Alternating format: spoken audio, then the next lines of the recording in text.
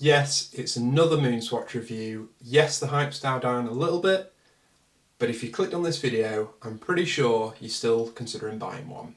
So in this video, I'm going to talk you through my thoughts on this as a 3D printed watch maker, creator, whatever I am. I've had my Moonswatch now for a couple of months. I picked it up when I was in Milan on my honeymoon back in September, August time, and I've been wearing it on and off ever since. And this watch has had loads of time on my wrist because I absolutely love the look and feel of this watch. It gets a lot of criticism, some of it justified, some of it a bit too critical, but we're going to run through all the features, criticisms, positives, and hopefully I can give you a little bit of a different perspective compared to other reviewers that you might have seen. If you're new around here, I am going to get onto the 3D printed watches, but you're on the Printable Watch YouTube channel, so more on that later. So in this video, we're going to run through what this watch is like to own, what it's like to wear, and at the end of the day, should you buy this watch? So this is the Mission to Mercury. In my opinion, it's one of the best colour combinations they've released. They've released loads of different colours. I think there's 10 or 11 so far, and there's quite a few limited editions. But in my opinion, this is my favourite colour.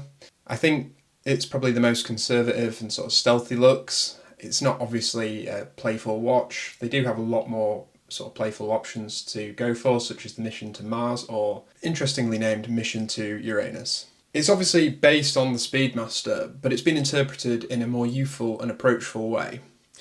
Wearing it day to day is a joy. I love looking down at this watch. I think it looks great on the eye, and it's not too offensive. One thing I have changed on this watch is obviously the strap. I've put on this NATO strap. I'm not sure whether we can call it NATO anymore, but you know the type I mean. A different strap can completely change the look of this watch. The one that it came with wasn't that comfortable and a bit cheap feeling really. Bit of a shame on Swatch's decision to put such a sort of naff strap on this, but it's an easier thing to change. And the beauty is the strap width is 20mm, so there's hundreds and thousands of different straps you can choose from. The material choices and build quality. Now this watch is made of bioceramic, which essentially means plastic. It's not really ceramic, as you might think. It feels very different to what you might be used to with stainless steel. It's very lightweight and, to be honest, quite comfortable to wear. I haven't really had any problems with the comfort, or I haven't had any issues with the colouring coming off of my skin like some people have, so I can't really comment on that. Now it would have been great to see a stainless steel version, but I can definitely see why Omega Swatch have decided against this. They weren't creating a cheap budget version of the Speedmaster. They needed to create a new watch with its own identity, obviously based on the Speedmaster, but this shouldn't be a budget Speedmaster. This needs to be its own watch in its own category. And to be honest, I think they've achieved this really well. The different colour combinations are really playful, something that we'd never see Omega release. So you really get to have a playful twist on a classic watch. And I think the proof of this is, even after nearly 3 years on from the release, the Moonswatch hasn't cheapened the Speedmaster brand, as it were. In fact, they've managed to keep on hiking the prices up. And I actually had a look at how much a Speedmaster costs these days, and I was shook. I remember seeing these in the window for about 3 or 4 grand a few years ago. Now they're listing for what, 7, 8? A little bit overpriced. Which brings me on to the cost of this watch. I paid €230, no, €270 I believe. This is an expensive watch for what you get, but most watches in the watch collecting world are. The price alone doesn't indicate true value. You don't get like a £10,000 Rolex, doesn't mean there's £10,000 of engineering in there. It's all the brand, the marketing, the story, the history of the watch. So I don't think we can criticise the price without criticising the price of watches in general. For the same amount of money, you can buy a watch with twice the amount of features. I mean, you could get an automatic sapphire watch, but it's not going to have the heritage of the Speedmaster, and it's not going to have the story of the Moonswatch. Now to me, the Moonswatch story has firmly placed itself in horology history. People are going to look back at this watch in years to come and really question, was it a good or a bad thing? So to me, buying into this is buying into the history of watches. So I could justify the cost myself. You might not, and that's totally fine. That's part of the joy of this hobby. So far, I've only had good things to say about this watch, because I do love it. But I do have one massive complaint with the Moonswatch, and that is it's completely unmaintainable, which is a ridiculous decision. And any claim that this watch is an environmentally friendly watch, blah blah blah, is wrong. If anything bad happens to this watch, like the movement breaks, it's just going to end up in landfill. Yes, you probably could pull it apart and recycle it, but it won't happen. It'll end up in landfill for centuries to come. Why did they make the decision to completely seal the case of this watch? I just don't get the reasoning behind this. They've missed a huge opportunity here. If the movement breaks, if the crystal breaks, there's not a lot you can do really. The only thing you can replace is the battery, which is rubbish.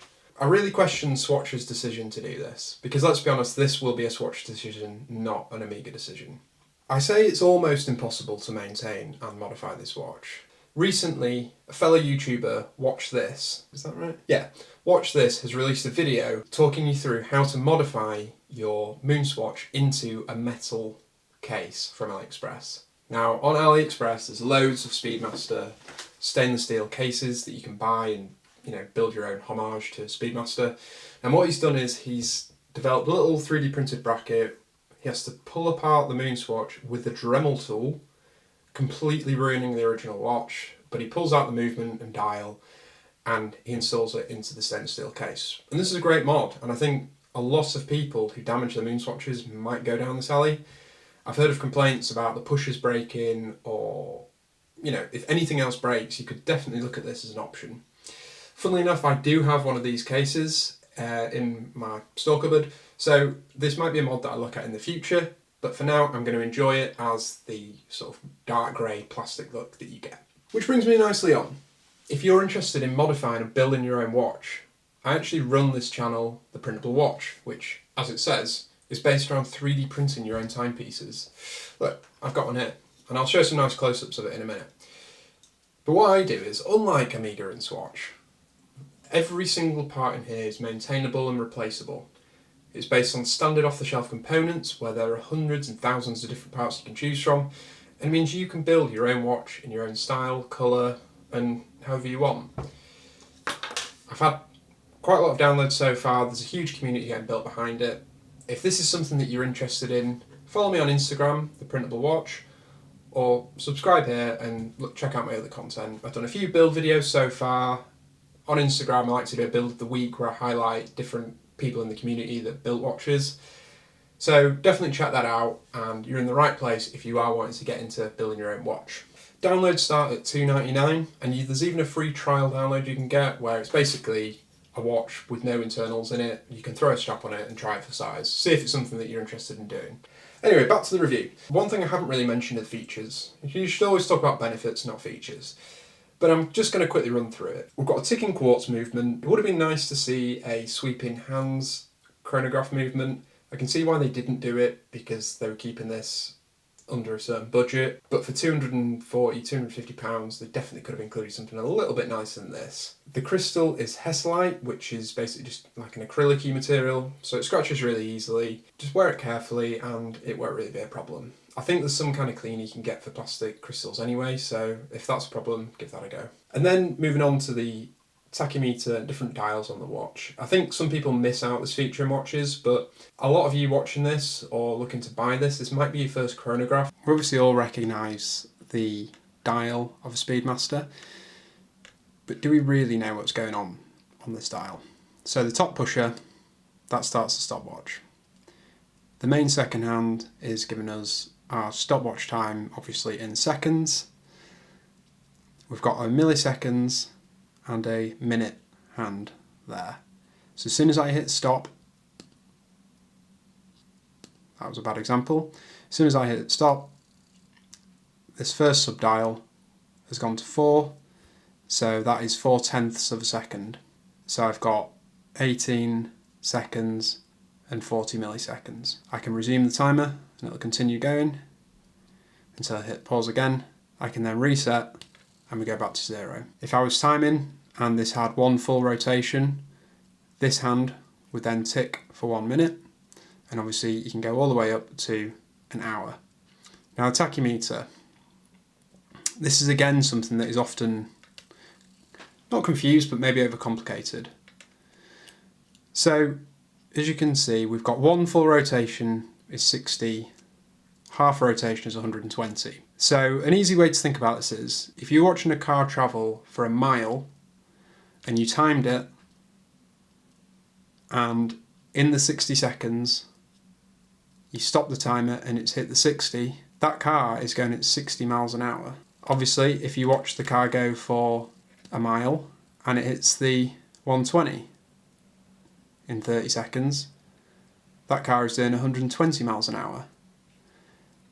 So you can start to see this is a very useful tool for measuring speed of anything, really.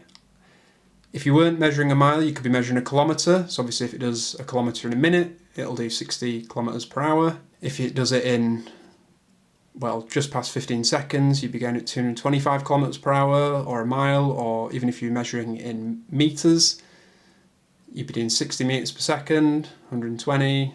So I hope that kind of explains what the tachymeter is. So although this watch was released in 2022, I remember going into the Oxford Circus shop in 2022 and asking if I could get one of these, and they said they're all sold out but they'll be online eventually. You still can't get them on their website. I believe they're releasing it in America and China, correct me if I'm wrong, and it's only a limited number of models, which is weird because this is the only swatch that you can't get on their website.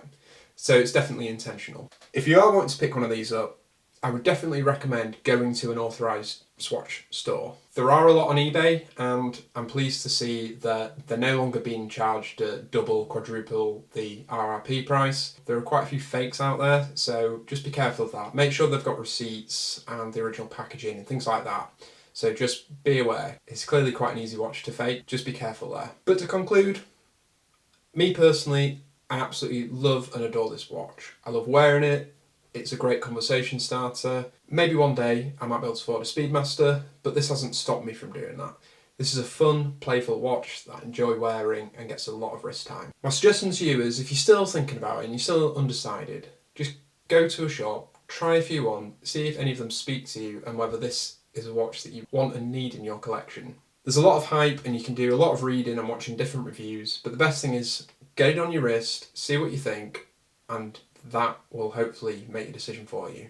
When I first put it on, it was a no-brainer. I couldn't say no.